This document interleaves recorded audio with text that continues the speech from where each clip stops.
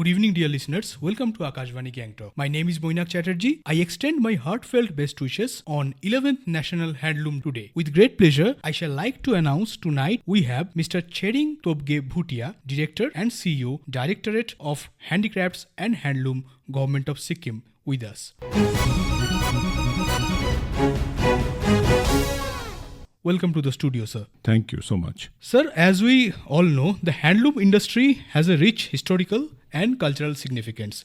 Would you please like to brief our listeners its journey with reference to Sikkim specifically? In the context of Sikkim, we are imparting handloom trainings, formal training since 1957. So we have 16 branch training center of DHH across state. So as of this year, we have already imparted 1,440 trainees since 1957. And in the context of Sikkim, all the trainees, all 1,440 trainees, they are females. Unlike other states like in Assam and all, even the male, they practice this weavings. But in the context of Sikkim, all the trainees of now, they are all females. Sir, that's a very remarkable example of woman empowerment. Sir, often we as a professional hear कि handmade clothes or handmade stuffs, sometimes people complain कि they are a little bit of costly. Sir, I would like to listen from you, the cost they are charging, is it really justified? From the buyer's point of view, they may be correct. But from the manufacturing point of view, the handicraft and handloom is a labor-intensive craft. It's a labor-intensive work. So, like, for example, if we take carpet, like 6 feet by 3 feet, you get it in the price of 16,300. But to weave that carpet, it takes 20 to 25 days. So even if, the minimum labor per day, it is 500, right? Yes, sir. So they are a skill. They comes under skilled labor. And, even if you count 20 days, with 500, it will come to 10,000, right? Yes, but we are able to give till right now we are able to give only 9,000. So we are selling it in 16,000, including GST and raw materials component. So actually, personally, if I, as a director, if I speak, that amount is not justifiable. So even in spite of that, we sell it in lesser price.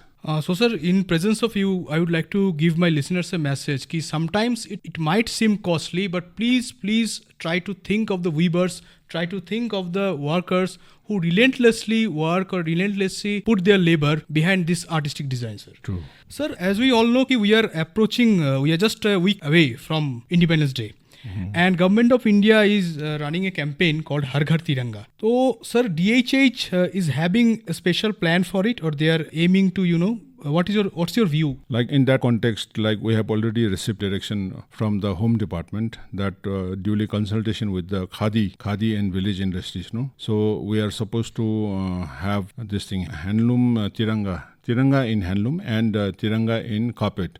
So in the public places. So that right now we are having rainy season. So in the public places it was not possible. So we chosen the training center of DHH that is in 0 Point Gangtok only, where even you can today also or tomorrow till 8 we are having that program. So till tomorrow we are having a live demo of the Tiranga weaving in handloom and as well as Tiranga weaving in carpet. So you can have a glance how it is done in handloom and in the carpet. That's what we are doing. Sir, recently our Honorable Chief Minister Prem Singh Tamang Gole has announced a one family, one entrepreneur scheme. And before that, Honorable Prime Minister Shri Narendra Modi has already been saying vocal for local policy, to maintain vocal for local policy. Sir, in that case, I would like to know on behalf of our listeners, that DHH is having some training program on it? Yeah, of course. DHH is having imparting training in handloom, handicraft, like across 9 traditional arts and craft.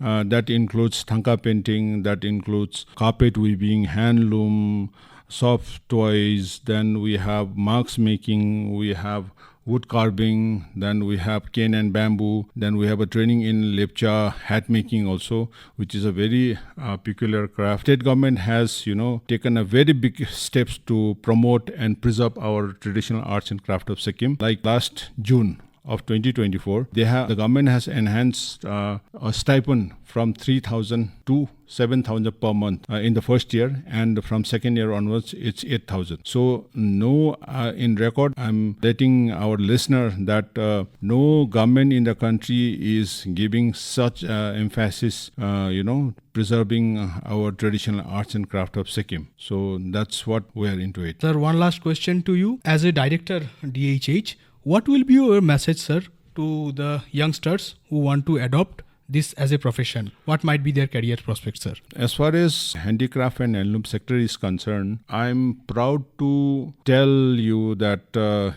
our Sikkim state is very rich in traditional arts and craft. Most of the motifs and design is influenced by Vajrayana Buddhism.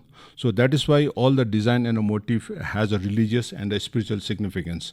So unlike other mainstream states of our country, the craft may be for a livelihood, but our Sikkimese arts and craft is not only for livelihood, it has a religious significance. So as far as handloom is concerned, the weavers are getting good amount of income from the weaving, because there is a assistance from the central government as well as state government. Assistance in the form of like insurance schemes are there, assistance in the form of loan, they get cheap loans. There is an interest subvention in the loan also. So from the center as well as from the state government, the weavers, they have been empowered with all the components. So that is what we are having. Dear listeners, as Director Sir has said, Sikkim has already showed the way to the other state how handicraft and handloom industry can blossom aesthetically and as a growing economy in the heart of Kanchenjunga. Still, we have miles to go, sir. We had Shering Tokpe Bhutia, and Director, Directorate of Handloom and Handicrafts with us today. Stay tuned until we meet again.